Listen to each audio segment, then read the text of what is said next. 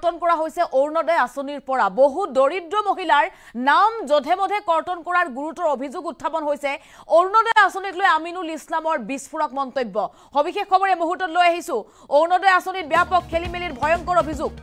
অৰুণোদয়ৰ পৰা বাদ পৰিছে বহু মহিলাৰ নাম পূৰ্বতে বহু মহিলাই ধন পাইছিল কিন্তু বহু মহিলাৰ নাম বাদ পৰাৰ অভিযোগ জধে মধে কৰ্তন কৰা হৈছে বহু মহিলাৰ নাম অৰুণোদয় আঁচনিৰ পৰা নাম কৰ্তন কৰাৰ অভিযোগ হাজাৰ হাজাৰ মহিলাৰ কৰ্তন কৰা হৈছে নাম হিতাধিকাৰী তালিকাত তেওঁলোকৰ পূৰ্বতে নাম আছিল কিন্তু শেহতীয়াকৈ নাম কৰ্তন কৰা হৈছে যিখন গাঁৱত কোনো হিন্দু লোক নাই বা হিন্দু মহিলা নাই বা সেই গাঁৱত হিন্দু মহিলাৰ নাম কেনেকৈ সোমাইছে বুলি প্ৰশ্ন কৰিছে আৰ্থিকভাৱে সচ্ছল বহু লোক সোমাইছে হিতাধিকাৰী তালিকাত অতি দৰিদ্ৰ লোকৰ নাম কৰ্তন কৰা হৈছে হিতাধিকাৰী তালিকাৰ পৰা অৰুণোদয় আঁচনিক লৈ বিস্ফোৰক মন্তব্য আমিনুল ইছলামৰ ইটোৰ পাছত আনটোকৈ বিস্ফোৰণ ঘটাইছে আমিনুল ইছলামে আৰু অৰুণোদয় আঁচনিৰ পৰা বহু মহিলাৰ পূৰ্বতে ধন পোৱা বহু মহিলাৰ নাম কৰ্তন কৰা হৈছে বা হাজাৰ হাজাৰ মহিলাৰ নাম কৰ্তন কৰা হৈছে বুলি ভয়ংকৰ অভিযোগ আনিছে আৰু বহু মহিলাৰ মাজত হাহাকাৰৰ সৃষ্টি হৈছে কিয়নো পূৰ্বতে অৰুণোদয় আঁচনিৰ 1250 টকা তেওঁলোকৰ একাউণ্টত সোমাই আছিল কিন্তু বহু মহিলাৰ নাম হঠাৎ কৰ্তন কৰা হৈছে বুলি জনাইছে আমিনুল ইছলামৰ সমষ্টিত এই খেলিমেলি হৈছে বুলি আমিনুল ইছলামে জনাইছে যিসমূহ গাঁৱত কোনো হিন্দু লোক নাই বা হিন্দু মহিলা নাই তেনে গাঁৱত হিন্দু মহিলাৰ নাম আহিছে কি কৈছিল অৰুণোদয় আঁচনিক লৈ আমিনুল ইছলামে শুনক মন্তব্য কথা এইটো যে ইমান দিনা যিসকলে অৰুণোদয় পাই আছিল এইকেইদিনত যেতিয়া লিষ্টটো মানে 4জনকৈ প্ৰত্যেক বুথ এলেকাত ভোট কেন্দ্ৰ এলেকাত 3জন বা কৰবাত 4জনকৈ মেম্বাৰ দিয়া হৈছে পলিটিকেলি আৰু তেওঁলোকে পুৰণা যিসকল অৰুণোদয় পাই আছিল তেওঁলোকৰো আবেদন লৈছে আৰু নতুনকৈও আবেদন লৈছে গোটেইখিনি খেলিমেলি লগাই দিয়া হ'ল তাৰপিছত তেওঁলোকে বাছনি কৰোঁতে আগৰ পৰা পাই থকা বহুত বিধৱা শাৰীৰিকভাৱে অক্ষম বহুত বাদ পৰি গ'ল আৰু নতুনকৈ সম্পূৰ্ণ পলিটিকেলি হৈছে আৰু এইটো কৰাৰ কাৰণে মই সিদিনাও মোৰ বাজেট বক্তব্যত কৈছিলোঁ যে মই সিদিনা আধাৰশিলা কৰিব গৈছোঁ তাত হুইল চেয়াৰ দি ছোৱালী শাৰীৰিকভাৱে অক্ষম আনি পেলাই মোৰ আগত ঠেলি আনি কৈছে ছাৰ আগতে অৰুণোদয় পাই আছিলে এতিয়া কাটি দিলে নাম নাই মই এতিয়া বাকৰুদ্ধ কি কৰিম আৰু এনেধৰণৰ কেইবাটাও কেছ হৈছে বৃদ্ধ মানুহ মানে হুইল চেয়াৰত আনিছে শাৰীৰিকভাৱে অক্ষম কৈছে আগতে পাই আছিলে এতিয়া পোৱা নাই বিধৱা আগত পাই আছিল এতিয়া নাম কৰ্তন হৈ গ'ল এই যে কাণ্ডটো কৰিলে আগতেতো গাঁও সভা পাতি পঞ্চায়ত বডি আছিল এটা সিস্টেমৰ মাজত আনিছিল এতিয়া এনেকৈ জধে মানুহৰ নাম মানে কমিটি বনাই দি দিয়া হৈছে এটা ভোট কেন্দ্ৰত যিসকলে মানুহ চিনি নাপায় বেলেগ জেগাৰ পৰা কেৱল পলিটিকেল এফিলিয়েশ্যনত বেলেগ জেগাৰ পৰা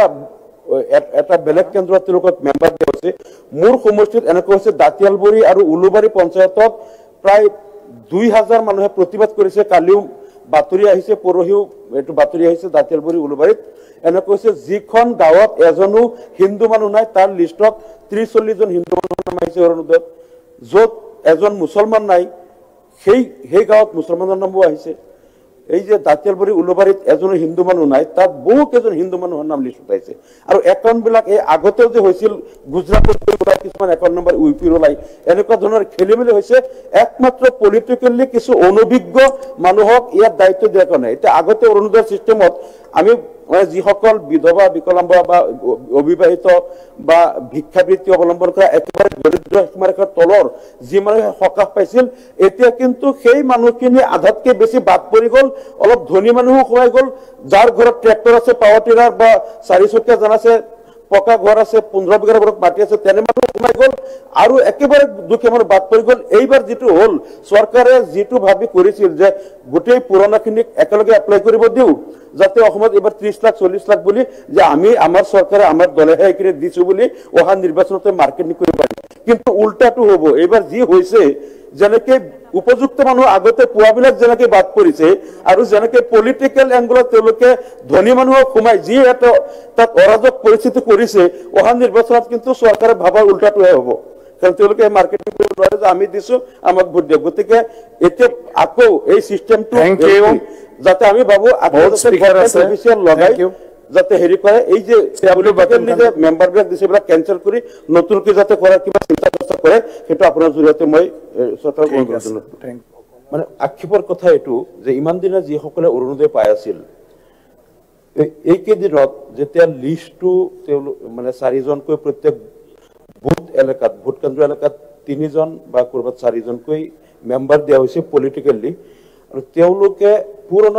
পুৰণা যিসকল অৰুণোদয় পাই আছিল তেওঁলোকৰো আবেদন লৈছে আৰু নতুনকৈও আবেদন লৈছে গোটেইখিনি খেলিমেলি লগাই দিয়া হ'ল তাৰপিছত তেওঁলোকে বাছনি কৰোঁতে আগৰ পৰা পাই থকা বহুত বিধৱা শাৰীৰিকভাৱে অক্ষম বহুত বাদ পৰি গ'ল আৰু নতুনকৈ সম্পূৰ্ণ পলিটিকেলি হৈছে আৰু এইটো কৰাৰ কাৰণে মই সিদিনাও মোৰ বাজেট বক্তব্যত কৈছিলোঁ যে মই সিদিনা আধাৰশিলা কৰিব গৈছোঁ তাত হুইল চেয়াৰ দি ছোৱালী শাৰীৰিকভাৱে অক্ষম আনি পেলাই মোৰ আগত ঠেলি আনি কৈছে ছাৰ আগতে অৰুণোদয় পাই আছিলে এতিয়া কাটি দিলে নাম নাই মই এতিয়া বাকৰুদ্ধ কি কৰিম আৰু এনেধৰণৰ কেইবাটাও কেছ হৈছে বৃদ্ধ মানুহ মানে হুইল চেয়াৰত আনিছে শাৰীৰিকভাৱে অক্ষম কৈছে আগতে পাই আছিলে এতিয়া পোৱা নাই বিধৱা আগত পাই আছিল এতিয়া নাম কৰ্তন হৈ গ'ল এই যে কাণ্ডটো কৰিলে আগতেতো গাঁও সভা পাতি পঞ্চায়ত বডি আছিল এটা সিস্টেমৰ মাজত আনিছিল এতিয়া এনেকৈ যধেমধে মানুহৰ নাম মানে কমিটি বনাই দি দিয়া হৈছে এটা ভোট কেন্দ্ৰত যিসকলে মানুহ চিনি নাপায় বেলেগ জেগাৰ পৰা কেৱল পলিটিকেল এফিলিয়েশ্যনত বেলেগ জেগাৰ পৰা এটা বেলেগ কেন্দ্ৰত তেওঁলোকক মেম্বাৰ দিয়া হৈছে মোৰ সমষ্টিত এনেকৈ হৈছে দাঁতিয়ালবুৰী আৰু উলুবাৰী পঞ্চায়তত প্ৰায় 2000 মানুহে প্ৰতিবাদ কৰিছে কালিও বাতৰি আহিছে পৰহিও এইটো বাতৰি আহিছে দাঁতিয়ালবুৰী উলুবাৰীত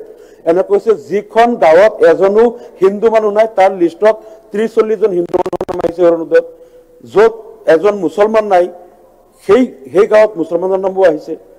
এই যে দাঁতিয়ালবুৰী উলুবাৰীত এজনো হিন্দু মানুহ নাই তাত বহু কেইজন হিন্দু মানুহৰ নাম লিষ্টত আহিছে আৰু একাউণ্টবিলাক এই আগতেও যে হৈছিল গুজৰাটত কিছুমান একাউণ্ট নম্বৰ ইউপিৰ ওলাই এনেকুৱা ধৰণৰ খেলিমেলি হৈছে একমাত্ৰ পলিটিকেলি কিছু অনভিজ্ঞ মানুহক ইয়াত দায়িত্ব দিয়া কাৰণে এতিয়া আগতে অৰুণোদয় চিষ্টেমত আমি যিসকল বিধৱা বিকলাংগ বা অবিবাহিত বা ভিক্ষাবৃত্তি অৱলম্বন কৰা একেবাৰে দৰিদ্ৰ সীমাৰেখাৰ তলৰ যি মানুহে সকাহ পাইছিল এতিয়া কিন্তু সেই মানুহখিনি আধাতকৈ বেছি বাদ পৰি গ'ল অলপ ধনী মানুহো সোমাই গ'ল যাৰ ঘৰত ট্ৰেক্টৰ আছে পাৱাৰ টিলাৰ বা 4-চকীয়া যান আছে পকা ঘৰ আছে 15 বিঘাৰ ঘৰত মাটি আছে তেনে মানুহ সোমাই গ'ল আৰু একেবাৰে দুখীয়া মানুহ বাদ পৰি গ'ল এইবাৰ যিটো হ'ল চৰকাৰে যিটো ভাবি কৰিছিল যে গোটেই পুৰণাখিনিক একেলগে এপ্লাই কৰিব দিওঁ যাতে অসমত এবাৰ 30 লাখ 40 লাখ বুলি যে আমি আমাৰ চৰকাৰে আমাৰ দলেহে এইখিনি দিছোঁ বুলি অহা নিৰ্বাচনতে মাৰ্কেটিং কৰিব পাৰিম কিন্তু উল্টাটো হ'ব এইবাৰ যি হৈছে যেনেকৈ উপযুক্ত মানুহ আগতে পোৱাবিলাক যেনেকৈ বাদ পৰিছে আৰু যেনেকৈ পলিটিকেল এংগলত তেওঁলোকে ধনী মানুহক সোমাই যি এটা তাত অৰাজক পৰিস্থিতি কৰিছে অহা নিৰ্বাচনত কিন্তু চৰকাৰে ভাবাৰ উল্টাটোহে হ'ব